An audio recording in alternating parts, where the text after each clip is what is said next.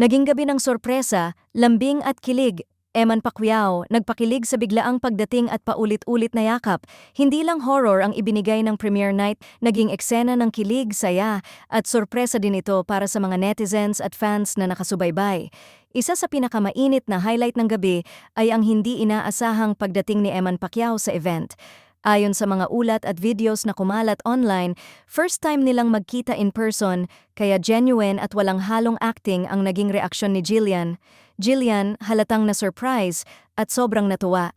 Pagapak pa lang ni Eman sa stage area kung saan nagpipicture si Jillian, agad na sumabog ang kilig ng crowd. Makikita sa mga kuha na nagulat, pero super natuwa si Jillian nang makita siya. Ang ngiting hindi matanggal-tanggal sa mukha niya, pati yung tawa na "di ko kinaya energy", ay nagpatunay kung gaano ka-real ang moment. Sunod-sunod na yakap? Netizens, bakit ang comfortable? Dito na lalong sumabog ang internet. Ilang beses na nagyakapan ang dalawa, mahigpit, sweet, at parang matagal nang magkakilala kahit first meeting lang pala. May yakap na biglaan. May yakap na parang, "Uy, na-miss kita kahit ngayon lang tayo nagkita." Vibes. May gigil hug na halatang komportable sila sa isa't isa, at kahit may hawak silang mic, wala silang pakialam. Yakap kung yakap.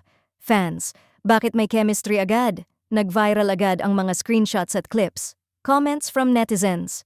Iba yung smile ni Jillian dito ha? Di acting yan. First time nila nagkita? Tapos ganyan agad?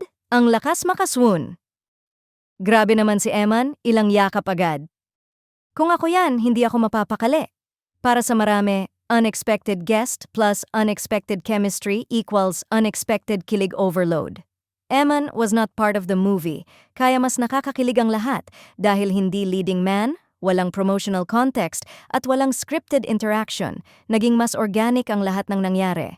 Para bang surprise appearance plus genuine happiness plus sobrang lambing and then instant kilig trend. Ang mga tao, imbes na manginig sa horror, nanginig sa kilig. Trending agad ang linyang, "mas gabi ng saya at yakap."